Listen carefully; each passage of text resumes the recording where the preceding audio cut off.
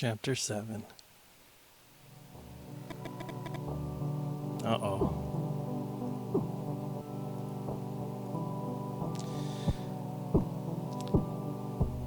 You enter the barn with a knot in your stomach. You feel that Tony is entering a spiral of madness that is dragging all the Bahnsen Knights down. You are not a Bahnsen Knight. Take a deep breath and cling to the images of your other life. Something tells you that you don't have much time left. Maybe that your last night to look for new evidence in the bar.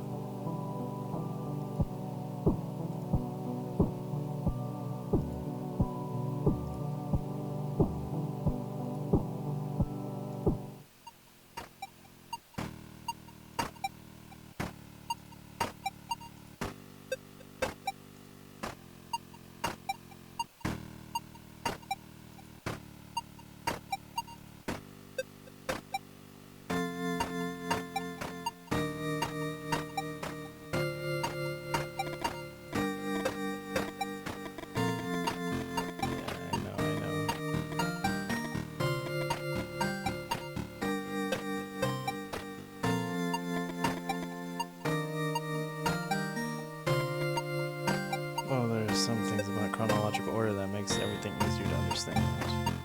The stories I wrote this guy are called The Ascent, The Ones Above, and The Fall. This is our agent's last case, and the one that broke him. The one that led to nothing but coffee for breakfast in a shitty bar like mine. Our agent had unknown success. It's been in his papers, on TV. His name was recognized in the field as he was respected by his peers. But not all agents were this lucky. Serial killers are grabbing the attention of the American people. And there are some agents who couldn't stand it. The ice block killer had been apprehended by an agent called Bob. Bob had managed to solve the case, who had first appeared in several suicides by hanging. Apprehending a suspect is dubbed the ice block killer. According to Bob, the ice block killer knocked out his victims with a sleeping pill and then staged a fake suicide using an ice block. He put the block on the floor, hanging his victims from a falling ceiling beam, making sure that they stood in the ice. And then when he left the scene, making sure that he had an alibi and a place from far away from the crime. The victim would be hanged to death when he couldn't stand in the ice anymore, and wished would melt into a puddle. Our agent had some doubts about Bob's investigation. And at the retirement party, took advantage of Bob being drunk and asked him about the case. Laughing, Bob told him about all the people and he should know the real answer. Bob had created the serial killer by falsely accusing one man and 7 murders that were nothing more than 7 isolated suicides. He'd forged evidence, fabricated testimonies, and pulled off some favors from his friends from the press. Our agent couldn't take it. He reviewed the investigation and sent a detailed analysis to a journalist he trusted. He knew that he kept everything outside the bureau. Bob wouldn't receive the punishment he deserved. But again, he had miscalculated. Minutes after reporting went out on TV, Bob was found hanging in his own home. Our agent was blamed for Bob's suicide, and at times he seemed to bear it. But one day he came across a book of kids' riddles in his used bookstore. And he would see how the case with Bob had built. The hanging on the ice block and nothing but a brutal, low-grade intellectual exercise. Our agent would buy the book from the riddles and carry it everywhere. He would give up to the bureau. And he'd just have 1 coffee for breakfast in a bar like this one, drinking in silence and serving his own sentence.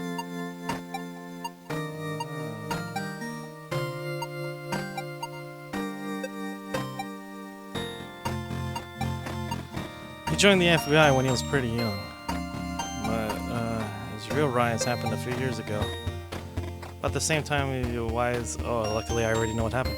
Well, the rising concept of serial killers between 73 and 77, 5 murders perpetrated by a traveling salesman in the American Midwest.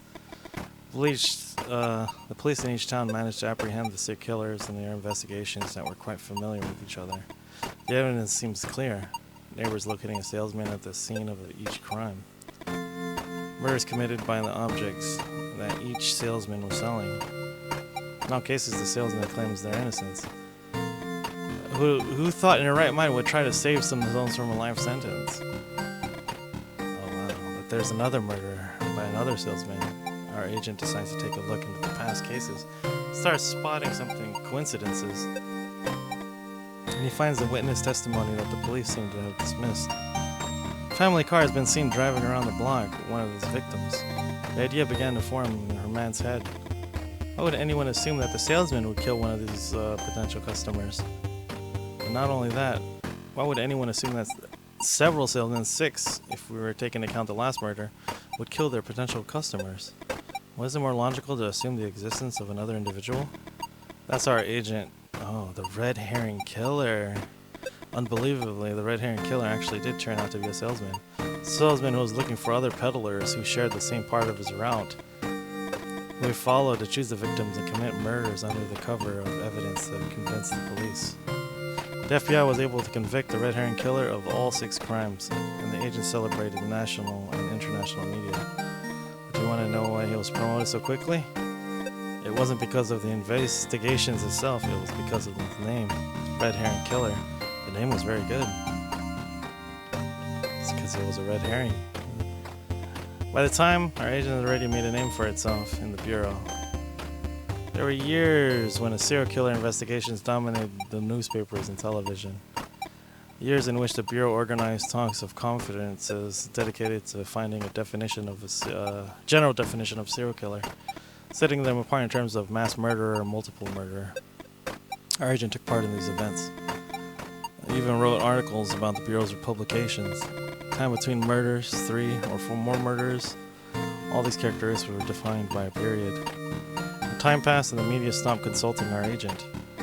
He was carrying out several important investigations but wasn't landing any arrests. The body appeared in the 1980, with enough to suggest it might have been linked to the murder in 78. The Bureau had developed a query system to facilitate cross-referencing of information. The 2 victims weren't enough to make a serial killer. Our agent possesses unique insights, and he knows from the way the press, the movies, and TV treat him. Serial killers have started seen as celebrities. Simple fact combined with the egomania typical of killers would change everything. Our agent had an idea. Spoke to one of the contacts in the press and told him about the 2 victims, adding a third that was unrelated to the other 2, but whom he called out a simple coincidence, and asked the journalist to refer to the murderer as the Silver Ring Killer in his article. The day after the story was published, a man in the Bureau calling himself the Harpstring Killer, and he said he had nothing to do with the 3rd murder. But he did take credit for the first 2, and he'd use a harpstring to garret them. Our agent explained to him that the series requires a 3rd element, and without a 3rd element, there wasn't a series, therefore no right to be given the name. The murderer insulted him and hung up. Fortunately, there hadn't been much time to trace the call. 2 days later, a new victim appeared and the Bureau quickly apprehended the killer. He had been careless this time. Our agent was back on all the papers and on TV, but he couldn't stop thinking about the 3rd victim. Had it been his fault? That's right, huh? Kevin looks at you and smiles. Attention, everyone. He rings a bell and announces the next round is on the house. The goons approach the bar. Now's your chance. Ooh. You don't have much time. Just look in the closet. Close. The pockets find nothing. The sofa. Nothing. The desk. Open. Close. Oh. Let's go to the main compartment. Can we do that? Let's open this one. Close. Next.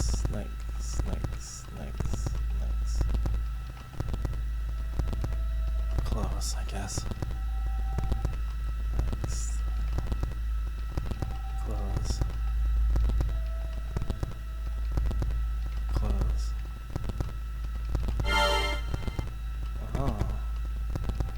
Close and get the hell out of there. Well, to pretend to be drunk. Restroom? You're not sure. She bites it. And obviously when it comes out of behind you. See her walk up the table with the others and are trying to calm down. Go to Tony's office. Approach the jukebox back. What's Martin?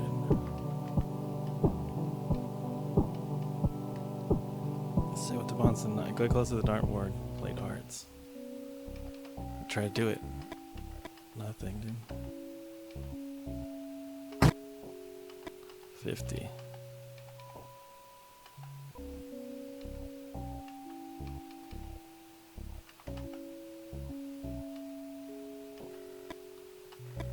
You wonder what she's thinking about. For a moment, you can't think of anything to say to her.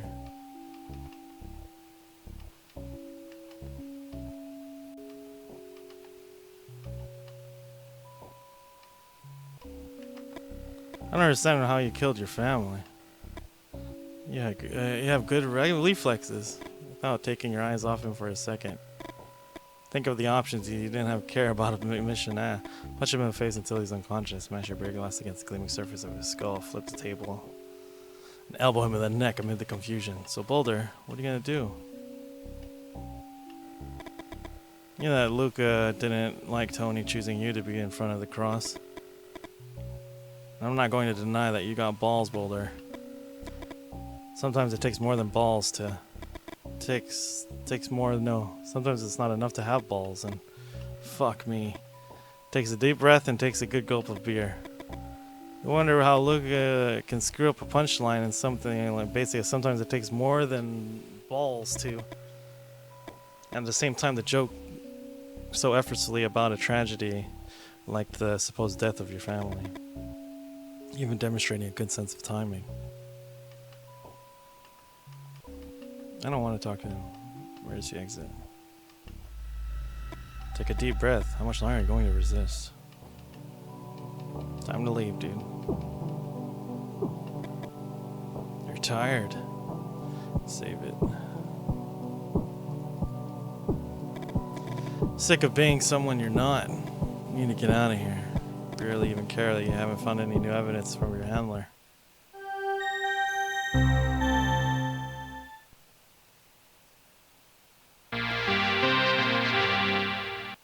Episode 8. Oh yeah, isn't this like... Okay, here we go. Now we're starting episode 8. Although your day started a little later with Ava and Olivia, you're always like sunrises. When you were a kid, you shared a room with your two brothers. They were older than you, and both of them liked to sleep in. Since they don't let you open the curtains too early, you had to develop a system. You would lift a curtain a little and prop it using a Gumby, toy that your uncle had given all three of you, but your oldest brother had taken. The Gumby could bend, so it was ideal for adjusting the angle in which the sunlight came through the window, and illuminating a small area of the floor in your room. Lying in that pool of light without making any noise, you would read or do some schoolwork. You still remember that feeling. The warmth in your arms and face, the pages of the books reflecting golden light. Everything seemed easier in that spot. One day, Gumby fell, and as it fell, it hit another toy, setting off a fucking... What's that? Domino effect? The one where... Rube Gerbig, whatever. Rube Gooberg machine, whatever. Rube Goldberg machine.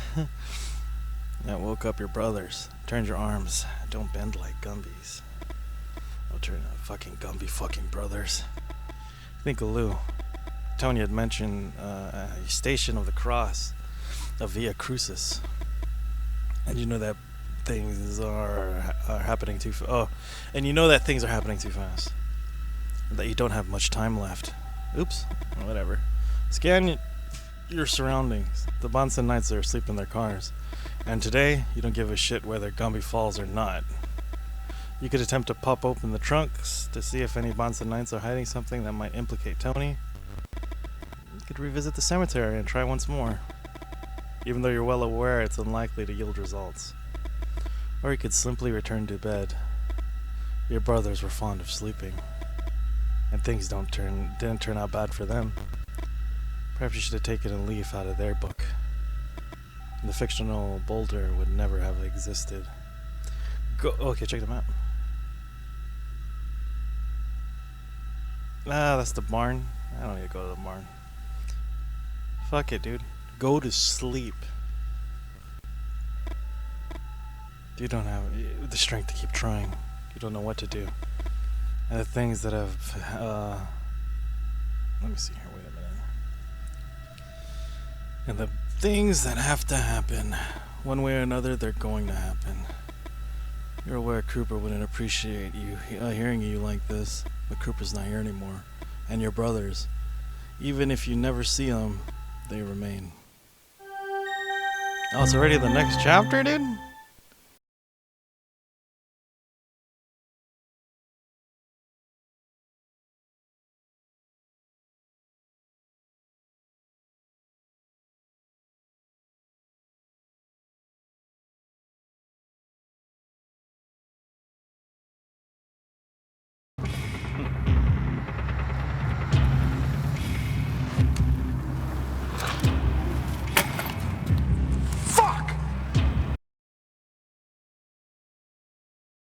Alright, Dexter. JR wanted me to give you a little shout out. He says to call you a bastard, but I've never met you. You might be perfectly nice for all I know, you bastard. Like, comment, and subscribe, or I'll break your fucking legs.